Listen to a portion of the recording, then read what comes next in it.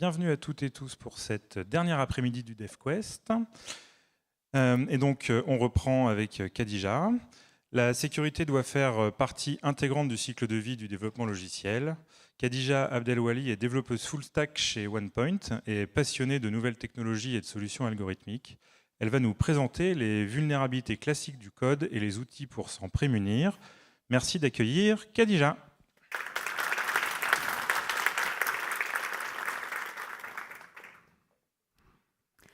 Alors, non, ne vous inquiétez pas, on ne va pas parler de sorcellerie ni de secte diabolique aujourd'hui. Mais en vrai, la cybersécurité, c'est souvent perçu comme un truc obscur, réservé à des experts geeks qui codent dans le noir derrière des écrans, des écrans sombres. Enfin, j'insiste sur le sombre parce que les modelights, ça attire les bugs. Et qui passent leur temps à coder, enfin surtout la nuit, quoi. Mais en vrai, la cybersécurité, ça nous concerne toutes et tous, surtout en tant que développeurs et développeuses. Une seule ligne de code mal sécurisée peut compromettre toute une application. En fait, la question qu'on doit se poser n'est pas est-ce qu'on va être attaqué, mais plutôt quand, et surtout, quand est-ce qu'on le découvrira par la suite. Pourquoi la sécurité de nos applications est-elle importante ? Une faille de sécurité peut compromettre notre application, détruire la réputation de l'entreprise, coûter des millions, ou encore compromettre des centaines, voire des millions, des milliers d'utilisateurs. Prenons à titre d'exemple Equifax. Equifax est une société de crédit à la consommation américaine qui a été victime d'une cyberattaque en 2017. J'avoue que j'ai un peu du mal à me dire que c'était il y a à peu près 10 ans. Enfin, j'ai peut-être du mal avec le temps qui passe trop vite. Mais la cause, c'était une faille dans Apache Struts qui n'a pas été patchée à temps. Et qui a été exploitée par des hackers pour avoir accès à des données hypersensibles des utilisateurs, notamment de plus de 147 millions d'utilisateurs. Notamment des numéros de sécurité sociale, des numéros de carte bancaire, de permis, etc., etc. L'entreprise a mis plusieurs mois avant de découvrir la faille, et les conséquences ont bien entendu été colossales pour l'entreprise. 700 millions de dollars payés en amende et règlements... pardon, je perds mes mots. 700 millions de dollars versés en amende et compensation aux utilisateurs, une chute de plus de 30% du cours d'action de l'entreprise, et puis finalement un énorme scandale aux États-Unis avec démissions et enquêtes gouvernementales. Bonjour à toutes et à tous, je suis Khadija Abdelwali, je suis développeuse full stack chez OnePoint à Bordeaux. C'est une boîte de consulting. Oups, pardon. Oui, c'est une boîte de consulting en info. On fait du dev, de l'accessibilité, du design, du DevOps et de la sécurité. Et aujourd'hui, bien entendu, comme vous l'avez peut-être deviné, on va parler de sécurité applicative. Commençons donc par les menaces les plus courantes. Imaginez que vous essayez d'entrer dans votre café préféré, sauf qu'aujourd'hui, des centaines de personnes se sont alignées devant l'entrée, sans envie particulière d'acheter quoi que ce soit, sauf qu'ils vous bloquent l'accès à vous, consommateurs réguliers. C'est à peu près le principe des attaques DDoS. Dans une attaque DDoS, l'attaquant génère un flux massif de requêtes envoyées vers une cible, enfin un serveur cible. Et le serveur visé, submergé par ce volume de trafic bien au-delà de ses capacités, finit par ralentir, planter ou devenir totalement indisponible pour les utilisateurs légitimes. Ce type d'attaque vise l'infrastructure. Il s'agit de saturer les ressources système ou réseau de notre système, enfin de notre application, pour rendre le service indisponible. Pourtant, il y a d'autres types d'attaques beaucoup plus vicieuses et qui ne nécessitent pas autant de requêtes. Notamment, c'est le cas des attaques par injection SQL. Une seule requête bien rodée suffit pour exploiter la faille, enfin s'il y en a sur notre application. L'idée est simple, quand une application utilise des entrées utilisateurs directement pour forger une requête SQL, un utilisateur mal intentionné, un attaquant, un hacker, peut exploiter cette faille et injecter du code SQL arbitraire pour récupérer des données confidentielles, contourner l'authentification, l'autorisation et se connecter en tant qu'autre utilisateur, notamment un admin. Prenons un exemple bien simple, un formulaire de connexion classique avec un champ username et un champ password. Dans un cas normal, un utilisateur entre son nom et son mot de passe. Désolée. L'application va donc construire une requête SQL un peu comme celle-ci pour essayer de connecter l'utilisateur, enfin, avec son username et son mot de passe. Il faut utiliser des mots de passe un peu plus sécurs que MTP, mais bon. Jusque-là, tout va bien, rien d'anormal. Mais maintenant, imaginons qu'un attaquant entre la valeur suivante dans le champ username et n'importe quelle valeur pour le password. La partie OR 1 égale à 1 rend le check vrai, peu importe la valeur du username, et les deux tirets à la fin commentent tout le reste, dont le check du password. Le résultat, la base de données renvoie la liste de tous les utilisateurs et l'attaquant peut se connecter en tant qu'admin et avoir accès à toutes les ressources de l'application. Mais heureusement, il existe des moyens très efficaces pour se protéger de ce type d'attaque. La meilleure pratique est d'utiliser des requêtes préparées ou paramétrées. Ce sont des requêtes où la structure est préparée à l'avance et où les données sont ajoutées, les données entrées par l'utilisateur sont ajoutées d'une façon sécure et sans jamais pouvoir être interprétées comme du code. On peut aussi s'appuyer sur des ORM qui encapsulent la génération des requêtes SQL et limitent les requêtes liées à la manipulation, enfin, les problèmes liés à la manipulation de strings. En parallèle, il est essentiel de valider toutes les entrées utilisateurs, le type, le format, tout doit y passer, et on rejette toutes les entrées qui ne sont pas conformes. Autre point important, la limitation des droits du compte utilisé pour l'interaction avec la base de données. On ne doit pas pouvoir, par exemple, exécuter des requêtes critiques comme du drop ou du alter. Et enfin, il faut essayer il faut éviter d'envoyer des messages d'exception beaucoup trop détaillés qui donnent des informations sur la façon dont est implémenté notre service. Ce sont en général des mines d'or pour les hackers et une fuite d'informations évitable pour nous les devs. Alors, l'injection SQL exploite une faille côté serveur, mais d'autres attaques, comme le CSRF, exploitent des failles côté navigateur ou du côté de l'utilisateur lui-même. C'est une attaque qui force l'utilisateur authentifié à exécuter une action dont il n'est pas conscient, et sans qu'il s'en rende compte. Et cette fois, ce n'est pas l'attaquant qui interagit avec l'application, mais l'utilisateur lui-même. Voici à quoi peut ressembler une attaque CSRF dans un scénario à peu près réel.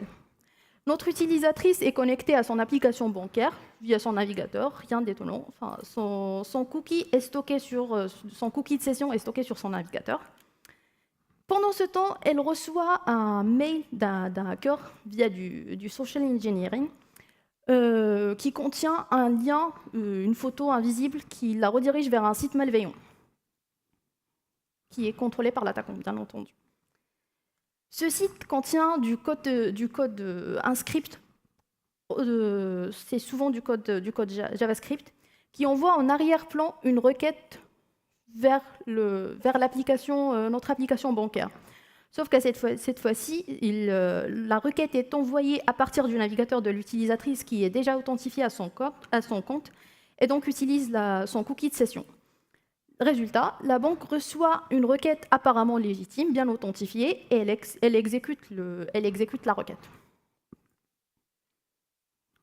Mais rassurez-vous, les banques ne sont pas toutes prêtes à faire des virements et envoyer de l'argent sur un simple clic. Heureusement, ce genre d'attaque est bien connu aujourd'hui et il existe plusieurs façons de s'en prémunir. Tout d'abord, l'utilisation de tokens CSRF. Ce sont des tokens générés côté serveur et des tokens aléatoires, enfin avec des valeurs aléatoires. Et toutes les requêtes envoyées à partir du navigateur sont ce token, ou avec une valeur erronée sont rejetées. Ensuite, la vérification du header référeur ou du header origine ou référeur qui permet de vérifier l'origine de la requête côté back. Et si ça provient d'un site ou d'un domaine pas autorisé, alors la requête est rejetée. Ensuite, l'utilisation de cookies same site qui permettent d'empêcher le navigateur d'envoyer automatiquement des requêtes, enfin d'utiliser les cookies de l'utilisateur quand la requête provient d'un autre site, d'un autre domaine. Ça ressemble à ça, enfin, c'est fait côté back. Il suffit de le rajouter dans notre application .properties ou .yaml avec le strict, enfin, en mettant la valeur du same site à strict. Ensuite vient l'authentification à plusieurs facteurs. Ça bloque pas automatiquement une requête CSRF, mais ça permet de rajouter une barrière technique et humaine qui peut limiter les dégâts. Ce serait soit l'utilisation d'un code temporaire envoyé par SMS ou par email, ou alors des applications type Authenticator. Et finalement, il est crucial de limiter la durée de notre session, de notre session. Par exemple, c'est fait pareil côté back, mais pour une application, une API stateless avec des jetons JWT, on peut facilement set la date d'expiration de notre jeton, et au-delà de cette période-là, il faut ou se reconnecter ou alors utiliser un refresh token. Dans une attaque CSRF, l'attaquant utilise l'authentification des utilisateurs à leur insu pour exécuter une action. Il existe une autre menace, tout aussi subtile, mais cette fois-ci, elle permet d'exécuter du code qu'on injecte dans notre application d'une autre façon. C'est le XSS, le cross-site scripting. L'XSS consiste à injecter du code malveillant, généralement du JS, pareil, dans une page web pour que ce code soit exécuté dans le navigateur des utilisateurs. Là, il y a plusieurs types d'attaques XSS, mais là, je parle surtout du XSS sauvegardé, enfin, qui sera utilisé, sauvegardé côté serveur et qui sera utilisé pour tous les utilisateurs plus tard. Une fois, par exemple, on imagine que notre attaquant injecte du code JS dans un champ de commentaires qui n'est pas échappé côté client et côté serveur. Le script est stocké en base de données, et puis ensuite, à chaque fois qu'un utilisateur essaie de se connecter, arrive sur la page, le code est réexécuté. Ça peut être, par exemple, un script qui permet de récupérer les cookies d'authentification de l'utilisateur, ou autre. L'attaque XSS, c'est un peu comme un invité qui se faufile à une soirée sans vraiment être invité. Il se glisse parmi les invités. Et une fois là-dedans, il peut déclencher le chaos. Heureusement, comme toutes les autres attaques, on peut mettre en place des mesures pour éviter que les mauvais invités passent inaperçus. Et donc, pour l'XSS, ça peut passer par une validation et échappement de toutes les entrées utilisateurs. Par exemple, les chevrons peuvent être encodés, ce qui évite de les exécuter comme du code plus tard. Ou alors l'utilisation de frameworks sécurisés. côté front, notamment du Angular, React ou Vue.js. Même si récemment, enfin en avril, il y a eu une CVE critique sur plusieurs des dépendances Angular, enfin pour une potentielle attaque XSS. Ensuite, l'activation d'entêtes de sécurité HTTP, notamment le Content Security Policy, CSP, qui définit les sources autorisées pour le contenu dynamique de notre application. Ça passe, c'est fait au niveau de la Security Filter Chain côté back, et ça permet de définir le default source pour tout ce qui est, enfin pour définir la source de tous nos scripts. Voilà. Ensuite, on a la protection des cookies. Si un script XSS parvient à s'exécuter, son objectif premier est souvent de voler ses cookies.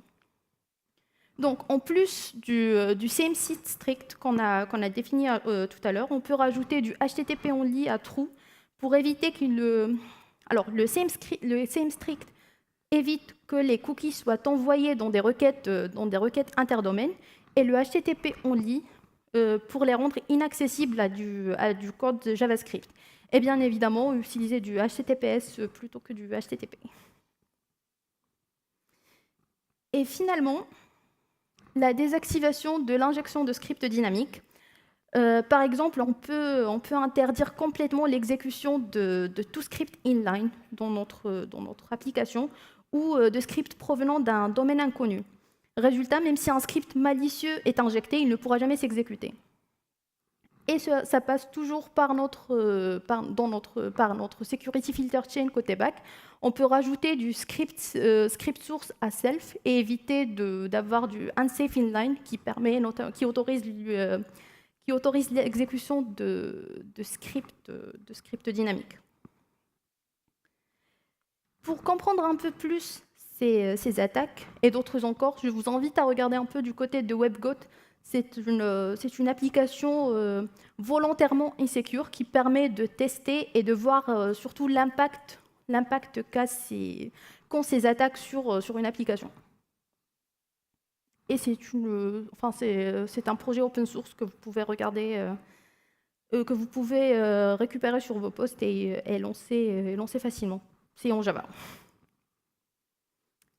Alors, comme on vient de le voir, pour toutes ces attaques, les solutions reposent souvent sur des concepts un peu similaires. La validation stricte des données, l'utilisation de mécanismes de sécurité comme les requêtes paramétrées pour de l'injection ou les jetons CSRF pour les attaques CSRF, et la prévention des exécutions non contrôlées de code malveillant. Ces solutions ne sont pas isolées, et elles convergent toutes vers certains points qui constituent un peu les principes fondamentaux de la sécurité applicative, qui permettent non seulement de contrer des attaques spécifiques, mais aussi d'en prévoir d'autres.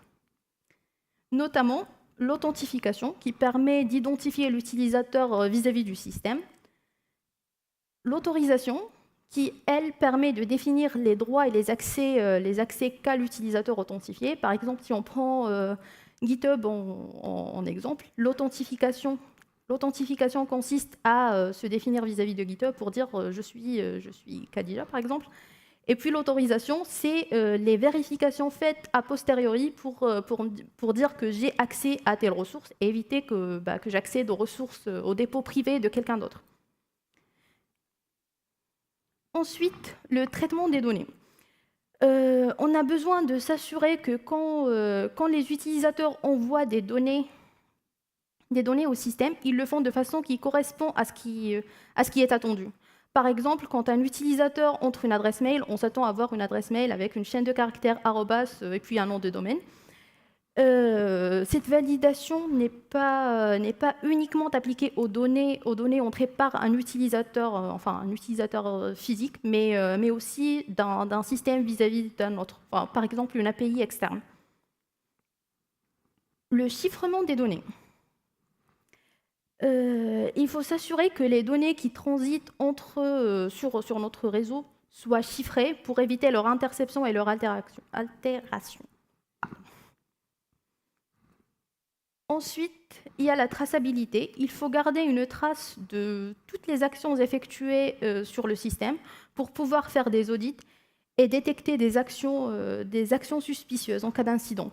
Par exemple, si on voit qu'un utilisateur, John Smith par exemple, essaie de se connecter dans un intervalle de 2 minutes, par exemple, de 2 pays différents, 2 continents différents, ou alors qu'il s'est connecté plusieurs fois avec un mauvais mot de passe, il y a peut-être un souci.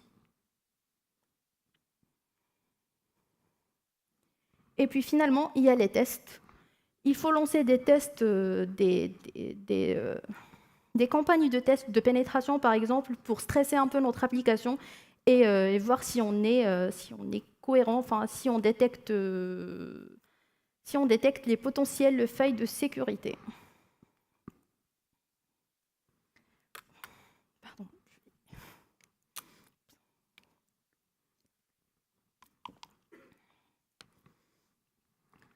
Un principe fondamental à intégrer à notre développement, est le shift left de la sécurité, c'est-à-dire qu'il faut qu'on commence à penser à la sécurité de notre application dès les premières phases de design, de conception, et ne pas attendre la fin du développement ou alors une attaque pour y réfléchir. Ça passe notamment par des outils à intégrer à notre CI/CD, par exemple Trivy, que j'ai découvert il y a 1 an à peu près. C'est un outil open source qui permet de scanner notre code, notre image Docker ou autre, à la recherche des CVE ou WASP, qu'on peut facilement intégrer à notre CI/CD, voire carrément casser notre build si jamais le nombre de CVE critiques dépasse une certaine limite.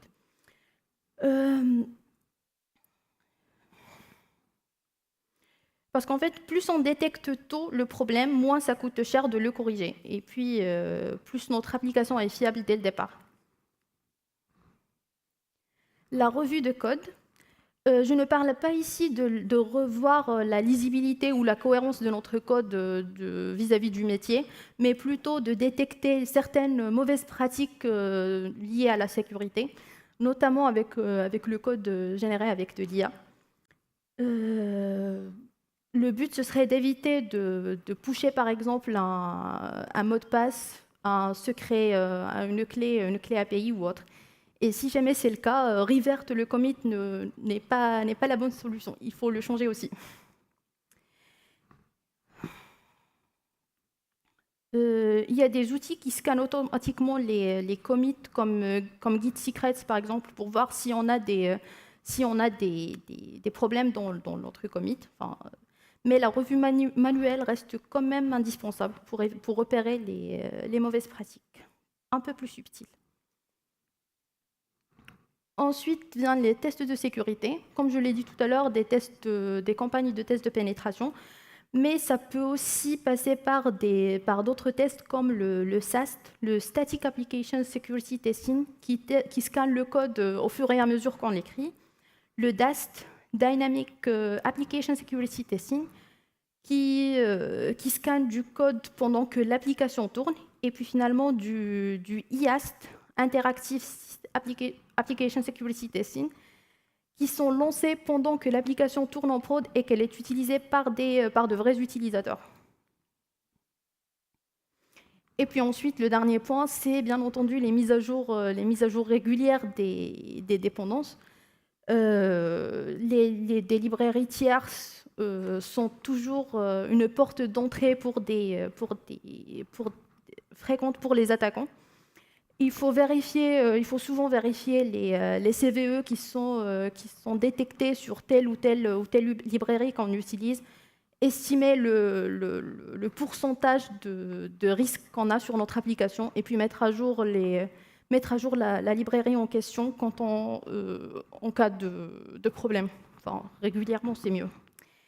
Et il y a des outils qui permettent de le faire un peu automatiquement, comme du Dependabot pour GitHub ou du Renovate. Il suffit d'intégrer ces outils à notre CI/CD pour rendre cette mise à jour automatique.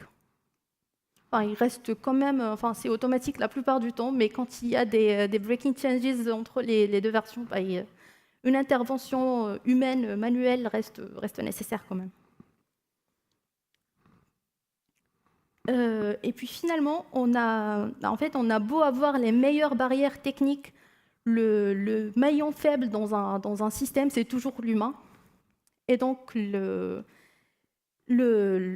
un moyen supplémentaire pour garantir la sécurité de nos applications reste quand même la sensibilisation des utilisateurs, des devs et autres. Et ça passe par exemple par des mises en place de simulations de phishing. Le but ne serait pas de pointer du doigt le fautif et de l'humilier publiquement, mais plutôt une prise de conscience globale des risques du social engineering, des formations sur la gestion des mots de passe, parce qu'on a souvent été coupable d'utiliser des mots de passe pas trop robustes pour qu'on s'en souvienne, ou encore pire, le même mot de passe pour plusieurs applications, et je suis la première à l'avoir fait. Il est peut-être temps de passer à des outils de gestion de mots de passe qui nous permettent enfin, de les stocker d'une façon sécure. Et finalement, là, je me suis trompée. En fait. Les attaques de phishing, c'était le dernier point. Mais voilà, la sensibilisation de l'humain reste un point crucial pour la sécurité de nos applications. Parce que finalement, la sécurité, il ne faut pas l'oublier, c'est aussi une question de culture au sein de l'entreprise. Et c'est de la responsabilité de chacun et de chacune d'entre nous. Merci pour votre attention. Je vous laisse le QR code pour l'open feedback. Merci Khadija. Peut-être prendre une question éventuellement, si ouais.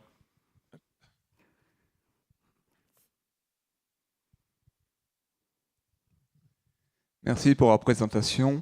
Je voulais juste faire un commentaire sur les mises à jour régulières des patchs. Oui. Parfois, il y a de la compromission de ces patchs des librairies qu'on utilise. Donc, rappeler de toujours passer par une équipe sécurité qui va qualifier les packages avant de les utiliser. D'accord, merci.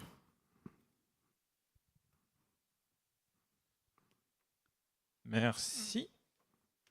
Eh bien, écoutez, merci encore une fois, Khadija. On Merci peut à vous. t'applaudir bien fort. Et prochaine conférence dans 2 minutes.